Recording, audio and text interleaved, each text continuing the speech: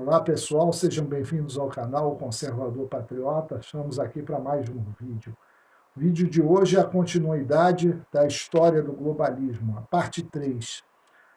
Então, como nós terminamos na parte 2, a partir da fusão entre os Illuminati da Baviera e a maçonaria, que já era anticatólica e passou a ser anticristã, surge a ideia de se criar uma república universal.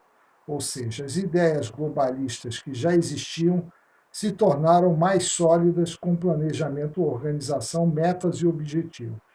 Os Illuminati passaram a controlar a maçonaria. Um dos filósofos mais inspiradores do modelo adotado pelos maçons foi Platão, filósofo grego que viveu na Grécia Antiga. Em seu livro A República, ele descreveu uma sociedade rigidamente hierarquizada e piramidal, sendo o topo da pirâmide constituída por filósofos.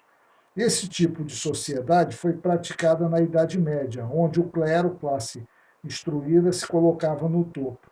Na sociedade maçônica globalista, seriam eles, os iluminados, que estariam no topo da pirâmide.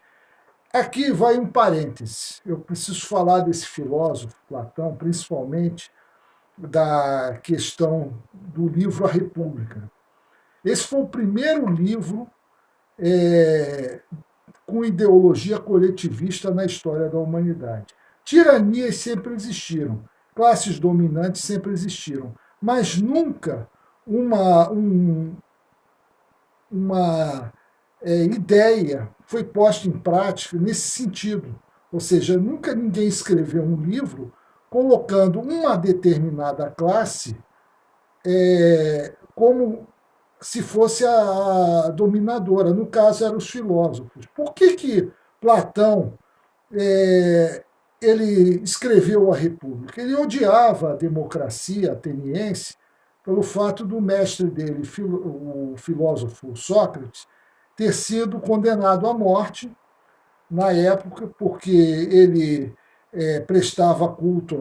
não prestava culto aos deuses e corrompia a juventude. Essas foram as acusações que a democracia ateniense atribuiu a Sócrates, e ele foi obrigado a beber cicuta. Então, Platão ele odiava a democracia ateniense. E ele escreveu a República porque ele entendia que os filósofos seriam aqueles que conduziriam a sociedade. Como se todos nós fôssemos, nós cidadãos, ou na época os cidadãos gregos, fosse uma manada de gado a ser conduzida. Ou seja, um indivíduo não tinha vez, ele teria que se comportar de acordo com aquela sociedade rigidamente estruturada. Que isso nós vimos em várias ideologias coletivistas que virão depois, como o socialismo, comunismo, o nazismo, o fascismo, nunca vão dar certo, porque o indivíduo ele pensa por si mesmo. Então, o indivíduo ele tem suas próprias ideias, as pessoas têm seus próprios objetivos, seus próprios planejamentos de vida.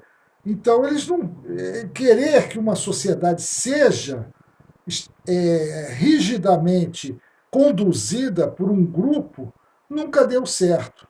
Mas essa foi a primeira obra sobre isso. E foi a obra que inspirou todos os outros autores de ideologias coletivistas. Que isso fique bem claro, porque a maçonaria, nessa época, se inspirou muito em Platão, porque não haviam obras ainda como o Capital de Karl Marx, não havia. Então, eles se inspiraram muito na República de Platão. Vou dando prosseguimento. Cabe destacar, no caso, dois filósofos importantes no século XVII, nós estamos falando do século XVII, e que iriam a influenciar as sociedades modernas. Primeiro, Thomas Hobbes, que escreveu a obra O Leviatã, que o homem vivia em um estado de natureza e em uma guerra de todos contra todos. Essa era a obra é o conteúdo da obra de Hobbes. Para isso, ele deve abrir mão de tudo,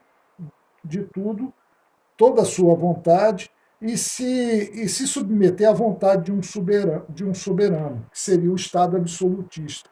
Ele foi o idealizador do absolutismo na época. O segundo filósofo foi John Locke, que escreveu a obra O Segundo Tratado sobre o Governo. Ele foi o pai do liberalismo. Aqui é o início da ideologia liberal que coloca o indivíduo em primeiro lugar. Tinha ideias semelhantes ao do filósofo Aristóteles, que defendia um governo de leis e não de homens. O Aristóteles ele se contrapunha a Platão. Ele, apesar de ter sido discípulo de Platão, ele se contrapôs às ideias de Platão. Ele via o indivíduo e não uma sociedade planejada, conduzindo homens. Aristóteles ele não aceitava isso, ele não queria isso. E o Locke, por ele se inspirar em Aristóteles, ele também, a filosofia liberal, dava ênfase no indivíduo, na força, nas ideias do indivíduo, na força do indivíduo. Locke acreditava na soberania do indivíduo. E, segundo ele, nossos direitos vêm de Deus. Acreditava no direito à propriedade e aos frutos do trabalho, pois são os pilares da sociedade livre e justa. Acreditava na igualdade perante a lei e considerava as desigualdades de resultado e de mérito como uma virtude na sociedade. Ele influenciou fortemente a Revolução Gloriosa de 1688 e a Revolução Americana, que na verdade era uma guerra de independência. Então, o liberalismo influenciou essas duas revoluções e que foram bases para a sociedade capitalista. No século XVIII, nessa época em que houve a união da maçonaria e dos Illuminati, que surgiu um movimento filosófico iluminista que se caracterizou por ser contrário à Igreja e ao cristianismo, por criticar fortemente a monarquia e elogiar as ideias republicanas. Então, no século XVIII já surge o iluminismo, que era uma vertente filosófica que era contrária às ideias cristãs e contrária à Igreja Católica. Os principais filósofos iluministas foram, na França, Montesquieu, que publicou O Espírito das Leis, que pressupõe a divisão do Estado em três poderes, legislativo, executivo e judiciário, que é a principal forma de governo das democracias atuais. Foi um grande legado que ele deixou. Denis Diderot, Voltaire, que foi também um grande filósofo dessa época, e Jean-Jacques Rousseau. As ideias de Rousseau, e aí eu vou também fazer um parênteses aqui, que as ideias de Rousseau, eles trazem um elemento novo, que é o pensamento revolucionário. O Rousseau era coletivista também, era a favor que a vontade geral prevalecesse sobre a vontade do indivíduo. Isso já é o segundo filósofo coletivista, que era admirado pelos maçons. Então, no sentido de mudar radicalmente a sociedade. Ou seja, o pensamento revolucionário ele pressupõe mudar radicalmente a sociedade para uma outra coisa que ninguém sabe o que é. Ele argumenta que a vontade geral, a maioria, era mais importante que o indivíduo. Ou seja, o coletivo. Né? Enquanto para Locke o homem era um pecador na origem, Rousseau dizia que o homem nasce bom e que a sociedade que o corrompe, ignorando a maldade inerente do ser humano. Ou seja, o Rousseau não entendia nada de psicologia, mas ele disse: não, a sociedade, o homem nasce bom, a sociedade que corrompe ele. Daí surgiram outras ideias esse pensamento maléfico de Rousseau, como, por exemplo, o bandido ser vítima da sociedade. E outras ideias, como se a sociedade fosse a única culpada do indivíduo. Não, ninguém é culpado dos seus próprios atos. É a sociedade, é a entidade chamada sociedade. Ele dizia que deveríamos abandonar nossos direitos individuais em troca do julgamento do poder soberano, ou seja, do Estado. Né? Nós não devemos pensar em nós devemos pensar no coletivo. Enfim. Para ele, a propriedade privada é um grande pecado da civilização. O Estado, vontade geral, deve administrar a propriedade em prol da comunidade. É a base do socialismo. Né? Ele acreditava que a desigualdade econômica era a fonte de todos os males sociais e que o governo deveria intervir para evitar isso.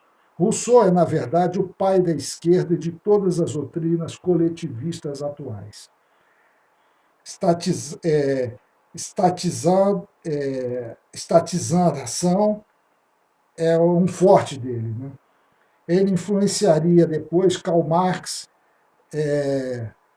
Feuerbach e outros filósofos coletivistas. Foi Rousseau quem influenciou a Revolução Francesa, que terminou no terror da guilhotina e nas tiranias de Napoleão.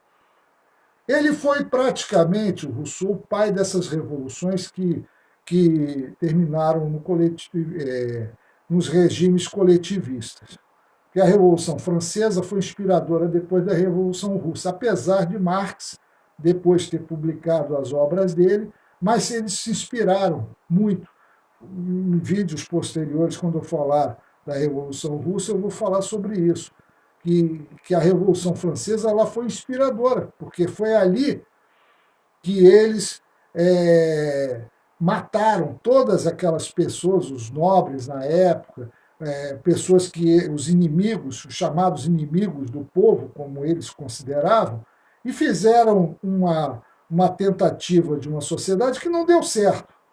Acabou indo para a ditadura, né, de Napoleão, e nós sabemos como terminou, uma guerra na Europa, a França depois perdeu por conta das guerras napoleônicas, enfim.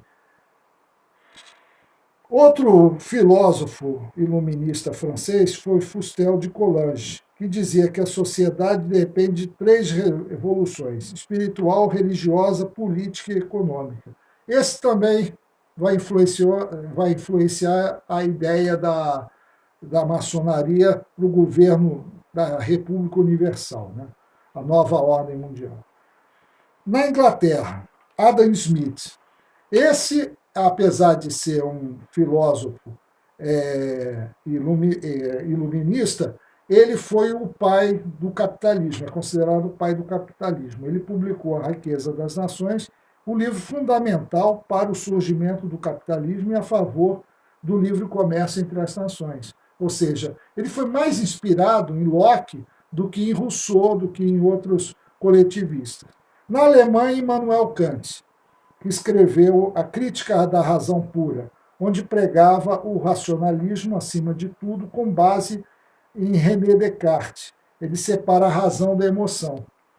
Então, essa ideia do racionalismo puro veio de Kant.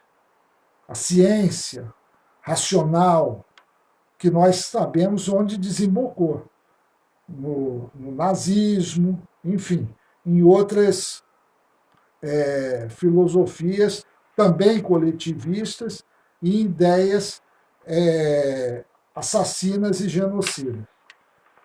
A maior parte dos filósofos iluministas eram abertamente republicanos e a favor do Estado laico. Suas ideias inspiraram a Revolução Americana, que foi, na realidade, uma guerra de independência, que fundou o primeiro Estado laico dominado por maçons. George Washington, Thomas Jefferson, John Quincy Adams, Benjamin Franklin, etc., que eram todos maçons, mas que na vida social e econômica adotou as ideias de Locke e Adam Smith. Então a sociedade americana ela foi abertamente liberal, capitalista, a favor do livre comércio, da livre negociação, do indivíduo, e nós sabemos como ela prosperou, se tornou uma grande potência, porque ela priorizou a liberdade do indivíduo, a liberdade econômica, a liberdade de comércio e inclusive a liberdade de instituições, que é muito importante, até porque as instituições civis elas são a base da sociedade. A livre associação ela é muito importante. Isso já dizia até o outro filósofo, Edmund Burke, que é conservador. Ele considerava os pequenos pelotões, que eram as instituições civis, que são aquelas que movimentam a sociedade. Porque o conservadorismo ele não é, como se diz, ele quer uma sociedade estagnada, estática, muito pelo contrário. Ele quer uma sociedade dinâmica, mas uma sociedade que vá aos poucos, respeitem as instituições, as tradições, toda herança cultural. Isso é a base do conservadorismo, é a base de todo o sistema que norteou os Estados Unidos da América. E, inclusive, o regime inglês. Né? A Revolução Francesa, que destruiu a monarquia, abalou o poder da Igreja e adotou as ideias de Rousseau. Então, ali foi um fracasso. A Revolução Francesa ela foi um fracasso. Quem diz que a Revolução Francesa foi um sucesso foram os professores de história marxistas, porque ela não foi um sucesso. Ela foi um tremendo fracasso e deu origem a todas as outras revoluções que nós sabemos como terminaram. Em genocídio, assassinato em massa, miséria, pobreza, enfim. Mas a Revolução Francesa foi inspiradora para a sociedade Illuminati maçônica, porque ela que seria a base da República Universal. Portanto, eu termino o vídeo de hoje pedindo que compartilhem o vídeo, se inscrevam no canal, curtam e vamos em frente. Muito obrigado.